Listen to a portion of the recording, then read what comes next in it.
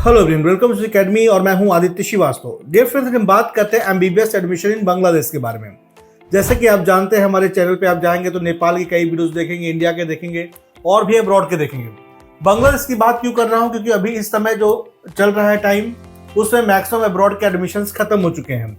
Abroad कहें तो अगर टॉप में अब्रॉड में जाते हैं तो पहले नंबर पे नेपाल है, दूसरे नंबर पे बांग्लादेश है, उसके बाद फिर और भी कंट्रियां हैं। रीजन क्या है कि टेम्परेचर इंडिया, नेपाल, बांग्लादेश का सेम है, सेम टेम्परेचर, सेम एटमॉस्फेयर और आपका जो है सिलेबस भी 95% सेम ही है। तो अब जो स्टूडेंट जो है नेपाल नहीं जा पाए, जिनका भी एडमिशन इंडिया में नहीं हो पा रहा है, तो बांग्लादेश का भी एक ऑप्शन है जो कि काफी अच्छा ऑप्शन है और अभी भी वहाँ पे एडमिशन आपका हो जाएगा क्योंकि अभी वहाँ का एडमिशन चल रहा है। तो अगर आप बांग्लादेश में एडमिशन लेना चाहते हैं तो मैं आपको बताना चाहूंगा, वहाँ का जो पैकेज स्टार्ट होता है उन्हीं अगर इंडियन रुपीज में देखेंगे तो 32-35 लाख से स्टार्ट होकर आपका 45 से 50 लाख तक का पैकेज है।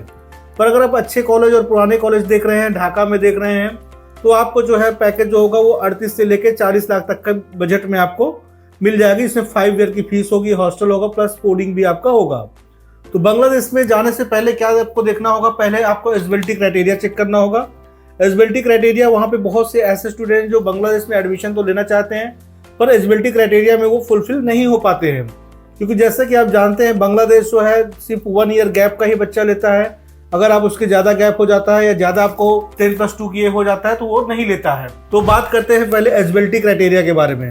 मैं आपको बताना चाहूँगा, अगर आप बांग्लादेश 2025 और 26 में एडमिशन लेना चाह रहे हैं तो आपका जो 12th होना चाहिए, यानी इंटरमीडिएट जो आप पास होने चाहिए, वो या तो आप 2024 से पास हो या 2025 से पास हैं। अगर 2023 में आपका इंटरमीडिएट है तो आप 2025 और 26 में बांग्लादेश में एडमिशन नहीं ले सकते हैं, यानी इस बार जो चल रहा है उसमें आप एडमिशन के लिए नॉट एलिजिबल हो जाते हैं अगर आपका जो है 2024 और 25 के अलावा आपका इंटरमीडिएट होता है। और 10th का जो आपका होता है, 10th और 12th के बीच में कोई गैप नहीं होना चाहिए। अगर आपका इंटरमीडिएट 2024 का है तो 10th आपका 2022 को होना चाहिए। इसके साथ ही साथ जो आपको 10+2 में जो 60% मिनिमम आपके मार्क्स होने चाहिए।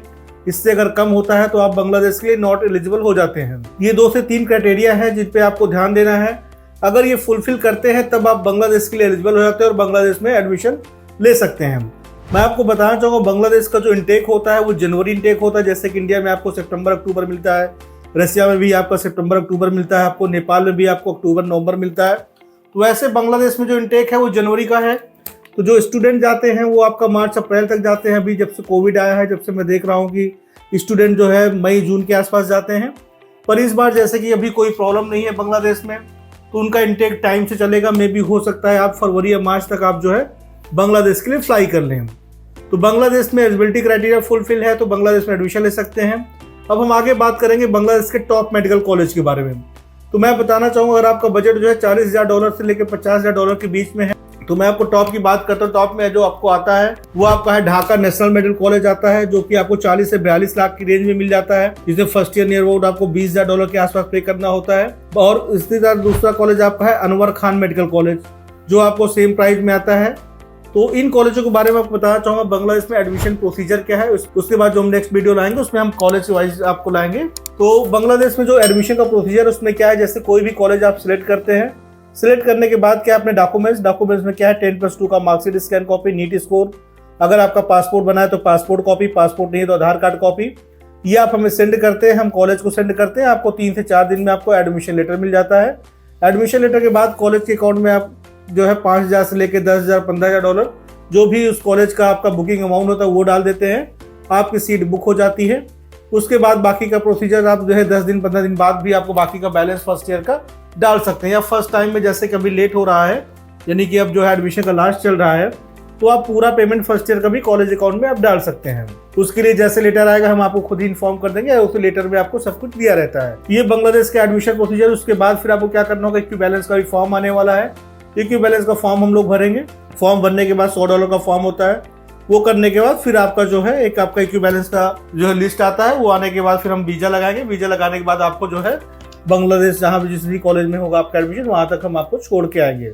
ये बांग्लादेश का एडमिशन प्रोसीजर है, सेम आपका नेपाल जैसे बिल्कुल इजी प्रोसीजर है। तो अगर आप बांग्लादेश में एडमिशन चाहते हैं किसी भी कॉलेज में, मैं आपको बताना चाहूँगा बांग्लादेश में नियर अबाउट 70 कॉलेज के आसपास है जहाँ पे इंडियन स्टूडेंट एडमिशन ले सकता है।